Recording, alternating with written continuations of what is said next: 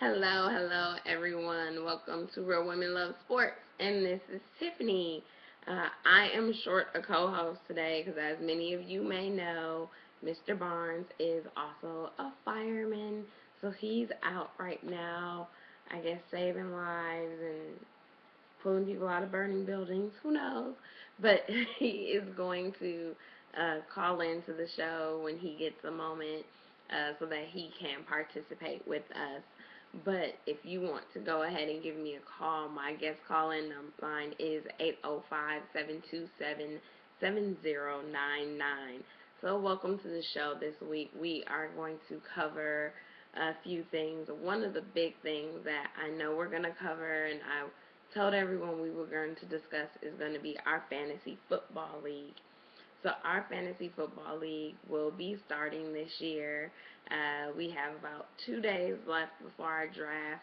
So I will make sure I get all of that information out there and post it onto the Facebook and the Twitter site so that everyone can make sure that they go ahead and join and they're able to join in on the fun with us. But I wanted to go ahead and discuss kind of what is expected with fantasy football. I have a lot of my women out there that love to watch football, but they've never been part of a fantasy football league. So they're kind of asking me, okay, it sounds like something I want to do, but how do I do it? So to answer that question, I'm just going to go over just a few little fantasy football tidbits. Then I'm going to post a video on YouTube that goes into more detail as far as scoring and how much each position the points are and things like that. But just so you know, with fantasy football, you are the manager, the coach, the GM. It has been said that Mark Cuban likes to run the Mavericks like his own little fantasy team. So you will have the chance to run your team. And all it is basically is you looking out to all of the players that you like, regardless of their team, and putting them on the team together. So you take a quarterback from this team, a running back from this team, a tight end from this team, and you kind of put them all together in one group. But the way our fantasy league will run, the way your draft is either through a snake or through an auction. I've always said I wanted to try an auction, but I'm kind of not there yet. The auction gives you a certain amount of money, and then you pay that certain amount of money for each player. We're just going to do a snake, which is pretty much how the regular drafts work. Um, each person is going to be randomly selected to have a position in the draft, and then they're going to draft their players. So one of the things you need to know is at any given time you have 8 people on your roster and 7 people on your bench to manage. And when you have your roster is basically going to consist of uh, one quarterback, 2 running backs, a flex player, and that slot can either be for a running back or a wide receiver, 2 wide receivers, 1 tight end, and 1 team defense or special teams player. Now, then you have, like I said, your bench that's going to have about 7 more open slots.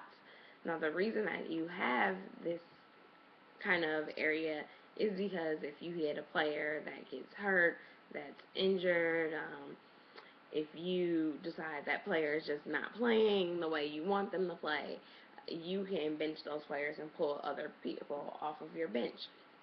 And then, if you want to make it interesting, you can also trade players with other people who are on the league. So, it's going to be really fun. Like I said, I'll kind of put a more in depth for those people who are wanting to know, okay, how does the scoring work?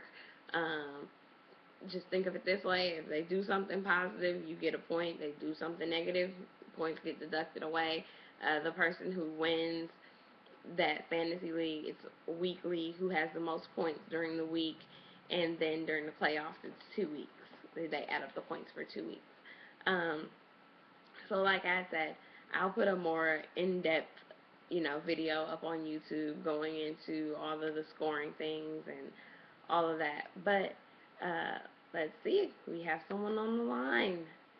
Could this be Mr. Barnes? Is that you? Hey, what's going on? All right. So I guess you're done saving people for the time being. We have him until another siren goes off. But we just went over the different tactics, basic generalistic things for a draft. And I was just saying that I will put up a YouTube video more in depth about how much the scoring is and all of the scoring things. So we are in our last weekend without football. This is the last Sunday of no football until February. So it is officially going to be football season. I mean, I am very excited. Can't wait. Well, one of the big exciting things that happened today that is on everyone's mind is MJD.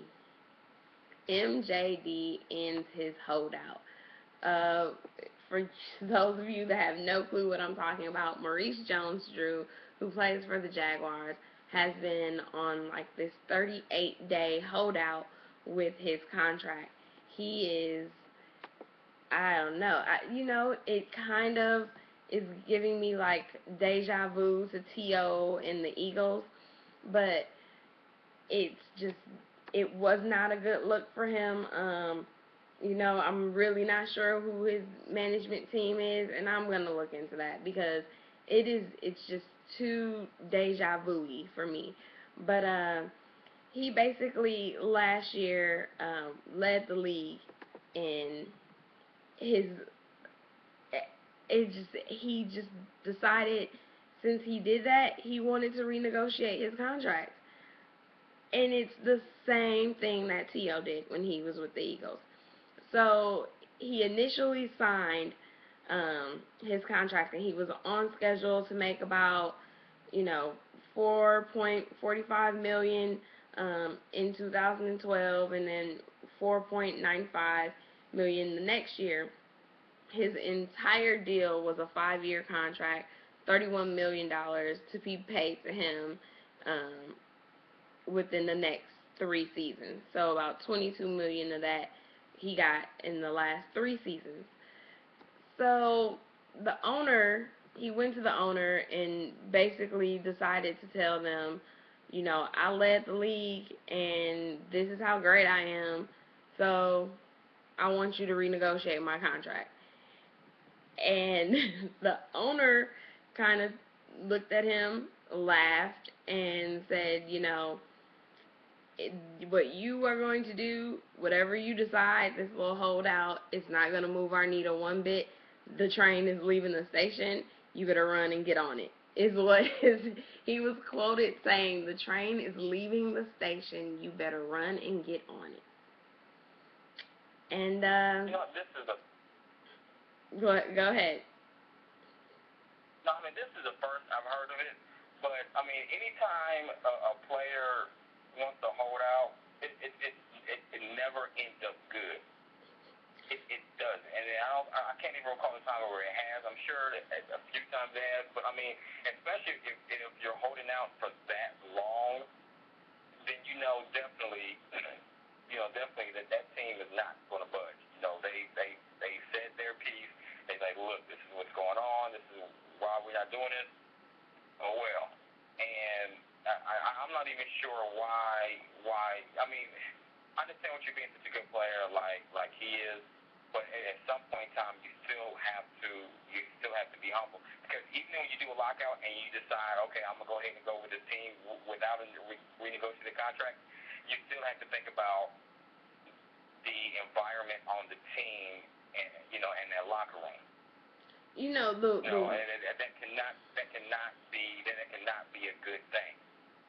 We have a few listeners and fans who are Jaguars fans, big Jaguars fans, even have season tickets to the Jaguars. So I'm sure this is a big deal for them because MJD is the face of the franchise. He has become the franchise. And like I said, when you have a player of that caliber, what happens is, from a team standpoint, when they signed his deal 3 years ago, he didn't have this breakout. He wasn't on track to be the type of player that he is right now. And obviously they make these deals based on where they foresee your future being. And he has kind of stepped up and he's leading the league. So he's feeling like I'm a breakout player. I'm doing more than expected, so we should be able to renegotiate. That still being said, in the 3 years that he's been with the Jaguars, correct me if I'm wrong, but they've missed the playoffs all 3 years. They have missed the playoffs, and I mean you. And at the same time, I understand that you've done this, that, and the third, the team in the league, but you missed the playoff, and that's what really counts. That's what brings folks back. But I think the other good thing I can see coming from this is that at least you have his second and third string backups having a chance to step up. Right, and that being said, they start off the season on Sunday, and it's not looking like he's going to be able to play, because the question now is that he's ended this 38-day holdout, but he hasn't practiced with the team. Obviously, he's missed preseason games. How ready is he to step up and be back on this team? Well, if he's a true athlete, then he's been working out. He's got his training. He's been doing something. Yeah, but he doesn't have the correct playbook. He's been doing something, and I'm quite sure. Unless they change their offensive coordinator, I don't think their playbook would have changed much. Their playbook has changed. They have said that he has an old playbook. His playbook is from April, and since then their playbooks changed. So he is working with an old playbook. So the biggest thing right now is going to be him learning new plays. Actually, when the question was posed to MJD how he was going to be ready to come back, he admitted that last season he was not 100%. He came off of a knee injury last season, and he said, I wasn't 100% last season, and I led the league, and I'm better than I was last season. So he's saying he's ready to play. But I would not expect to see him to start. Just so everyone knows, I would really expect to see Rashad Jennings start. He's been starting for the preseason games. So on Sunday when the Jaguars play Minnesota, I would expect to see him step up and start. Now, this is kind of the interesting thing to me. I'm all management agent head running here, and all I see is dollars and cents. Clearly, MJD came back because the season starts next week. He was getting nowhere. They were not even talking to him about redoing his contract. And he saw the fact that he was going to be missing out on playing big checks. He was going to be missing out on money if he didn't decide to play. So he came back a week before they were scheduled to suit up. But because of that, because of the whole holdout in itself, he is facing a lot of fines. He keeps saying that he doesn't regret anything. If he could do it all over again, he could. The way he was raised to fight for what you believe in, and he has no hard feelings, and just basically that everything is the same to him. But the team can fine MJD up to $30,000 a day plus $60,000 for a mandatory 3-day mini camp that he missed. And if you add all of that up, he is looking at being fined up to $1.2 million. He is scheduled to make $4.45 million. So you're fighting for money, and he's about to blow 1/3 of his his paycheck. So. That doesn't make sense. I understand. You fight for what you believe in, but at some point in time, you have to be humble and suck it up and say, you know what, we'll go ahead and we'll show them what I can do when I'm 100%. If I went 100% last season, then I'm 100% this season. I'm gonna show them what I really can do. Then we go and say, hey, this is what I was able to do at 100%. What can you guys match? What can you counter off? You know what I'm saying? And it's these players now. It just seems that they've gotten their heads have gotten too big, and you don't really hear about the humble players, and that's the bad thing. You know? And my thing is, at what point in time does your management team, your agent, step up and say, we've taken this a little bit too far? I mean, it's logistics, it's logic. I understand you think you're worth more now, but that's part of the game. That's part of the, the game being played, where you sign your contract, you sign for a 5 or 6 year contract, and guess what? You may be a breakout star, but even that being said, I think had they went into the playoffs or done anything, I guess, worthwhile, then he probably would have they probably would have brought it to him, like, hey, you're doing this, you're doing that. And my thing is, where's all his escalator clauses? He should be getting a lot of bonuses for being the highest in the league, for being that breakout player. He should be getting some bonuses on top of what he's getting. So if those escalators were not in his contract, that's his agent's fault. That is not the Jaguars' fault. But and you're right. His agent should. I mean, unless his agent is pretty much going by what he's telling him to do, or it could just be one of the things where his agent is pretty motivating everything, and it's just coming back on MJD. But I mean, nonetheless, at some point in time, you have to suck it up. True. You're going to be fine. You're going to lose money, and you're going to miss out on playing time, and then when and if you do come back to play, you're going to be rusty. You're going to have to fight even harder to keep your spot, or they're just even maintain it. So then now you have all these issues and all these things going against you. You know, I mean, I'm quite sure that the fans of Jacksonville, I'm sure that they want to see him play. I mean, everyone from the season ticket holders all the way down to the person the kid who watches TV, every Sunday or Saturday or whatever. Yeah. So if anybody has taking it way too far. Anybody has any thoughts? Let us know. What are your thoughts on MJD? Go ahead, call in at 805-727-7099, or go ahead and post on our Facebook or our Twitter. Send us a message. Let us know. So, I did let everyone know that this was the last week of no football until February. So then I do have to tell you that we are 34 days from the NBA. We are officially 34 days from tip-off of the NBA season. It is great. With the NFL lockout and the NBA lockout last year, I kind of got confused and caught up that the seasons were so close together. Like, it threw me a little bit, like, oh yeah, this is when it's supposed to start.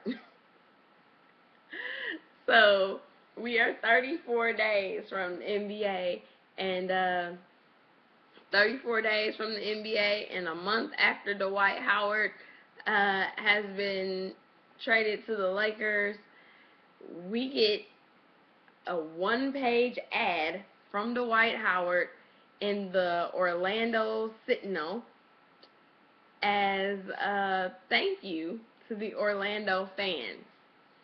So Dwight Howard took out this one-page ad, and it says, to play the game of basketball in the NBA is a blessing, and to have had the opportunity to play before the Orlando fans for 8 years was truly a privilege and an honor. Words cannot express the love that I have for Orlando. With your support, we have done great things in this city, from hanging banners to impacting the youth. Although my career with the Magic has come to a close, my love for the city and the people that make it beautiful will never end. End quote. So, a month after his departure from Orlando, he takes out a page ad, says that, has a bunch of pictures Mostly him with some kids, him handing a check to someone. How do you feel about this? How do you? I mean, I seen it, and my first thought was it shot me back to LeBron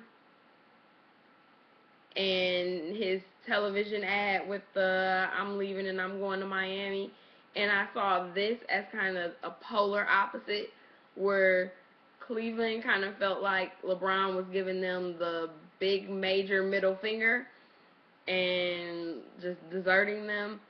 I think Dwight tried to leave and maybe say, "I was grateful for being a part of your team. Um, I don't hate. I don't know how to take it because I've seen it." I'm trying to think of who it was, but a couple of years ago, somebody, one of the NBA athletes, they took out an ad in the paper, and it was very similar to that after being traded. I can't remember who it was, but I mean, I think it's something. I think that's something that shows from his standpoint a type of maturity. Because I know he understands that the last year or so, it wasn't necessarily all peaches and cream, between him, the organization, and the fans, And I mean, with him doing it in the manner that he did it, I think it shows that, hey, I know things didn't work out. I know, things could have been better, but thank you for at least allowing me to, to play for the team and to have all these memories. Because I'm quite sure, when they play again, and if they play in Orlando, there's going to be some boos. Well, it's funny because when I first seen the ad, I thought, oh, that was nice. That was a good gesture or whatever. I kind of thought on the lines you were, and then we kind of posed the question, what are your thoughts, and you kind of get the reactions to the people had on Twitter about this page, and I just want to read some of the the responses. So someone said Dwight Howard's ad in the Orlando Sentinel was probably funnier than the comics. And they said, someone else said, Mikey from Orlando said, I heard Dwight requested to do a TV ad, but then kept changing his mind on whether he wanted to put something in the paper or do a TV ad. That's supposed to be, I guess, a joke on the fact that he was going back and forth with staying in Orlando or leaving, staying or leaving. Then we have John, who said, look, everyone, Dwight finally did something classy, although his actions said goodbye a long time ago. And then we have I have two more. There's Victor, who said, I love how Dwight acts like this ad in the paper is going to fix anything. It's not even a paragraph long. And then someone else, I don't know who this is, but they said a memo to athletes. It's okay to leave a team and not take out an ad in the local paper or request TV time. Like, people are responding very negatively towards this. They are not at all responding with the oh, that's classy or anything like that. They're not happy. Well, you have to look like this. They're very passionate. I mean, they're one of the teams who are very passionate about their team and their athletes. And win or lose, good or bad, they're going to be very passionate. I mean, and it's in the sense of how the Cowboys are, and even the Mavs are, when it comes to those athletes. They're very passionate, and I mean, and you can tell that it hasn't been all peaches and cream the last year. Yeah. Definitely, but and it reflects with those comments. But I mean, at least he said something. I mean, the only thing he could have done was say something on Twitter. That would have been his next best thing. I didn't check his Twitter account, but I'm sure he probably did say something on Twitter. I just think it's amazing to me that I first seen it and thought, that's nice. Like, that was nice of him. But the people of Orlando do not think that is nice. They kind of see that as a slap in the face and as a you dogged us out, you wanted to, give us the cold shoulder, whatever, for this past year, and wishy-washy whether you wanted to stay or leave, and now you're thanking us. Like, just leave. Just, I feel like they're, it's like a bad breakup where they keep calling and they say, well, we can still be friends, and you're like, I don't want to be your friend. Just leave. I don't care if I ever see you again. Just go away.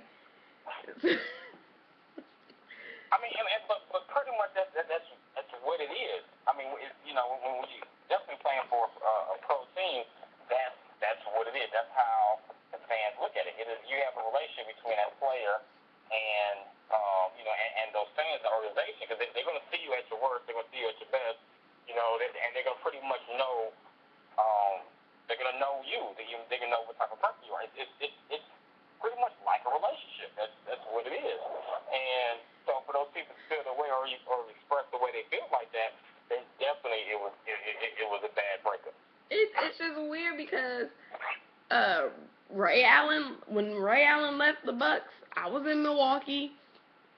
I don't remember him telling us anything. I just remember him leaving. He might have did an interview where he was like, it was great being here with the Bucks, and now his career. I think it's becoming like it's when you see, but I think it's a generational thing. But look, I think it's a generational thing. You have LeBron James and Dwight Howard, and I mean they're leaving and they're doing all these big theatrical things. You have Lamar Odom who gets traded and like has a weird mental breakdown. It's like these players are forgetting that leaving a team is a part of life. Like, that's what you signed up for when you wanted to be in the NBA. And fans, it's the same thing. These fans who are these fans of teams, and I've stated that before, these people who are like diehard Packer fans and diehard Steeler fans and Bucks and Mavericks and all of that, it's like you are being a fan of this team, and you're deciding at this moment you're a fan of the team, not of the players. Believe me, players are going to come and go. And as players come and go, these fans are getting their feelings hurt. And it's like, what did you expect? And then the same with the athletes. When you get traded, your feelings are hurt. What did you expect? Like, no one's going to be, aside from Kobe and Dirk, I can't think of another athlete who is solid on a team. Right now, I can't tell you if Dwayne or LeBron is the franchise of the Heat. One of them may be leaving in the next year. You never know. The only people I can tell you for sure that I think are going to stay put is Kobe and Dirk. And Tim Duncan. Tim Duncan will retire a Spur. Kobe will retire a Laker. I'm like 85% sure that Dirk will retire a Maverick. Other than that, I don't know. And I think it's crazy for these athletes and these fans to think that they know. And then get their feelings caught up and all hurt in the midst of it. I mean, nobody knows. I mean, but you're right. There are very few franchise players now. I mean, just the way players come up something seem so money greedy, and it's just all about me. But when they up in times like, oh, the team, we're gonna do this, we're gonna do that, but they're not showing this team mentality that they claim that they're so into. So I mean, I think in the next few years you're gonna find even fewer franchise players. Yeah, and it's sad. I think Kevin Durant may be more so of a franchise player, but I think eventually it's gonna. Kevin Durant may be a franchise. Right now, Kevin Durant is a franchise player. Right now, Kevin Durant is the Oklahoma Thunder. But in 3 years, who knows? But it's been a great show. We're going to wrap up, and we will see you next week at the same time, same place. And next week, I'll have my co-host here with me. And we will also have a special guest co-host that is a surprise to everyone. I will see you next week. Bye. This is Tiffany. Hey, it's Matt. All right. See you. Real Women Love Sports.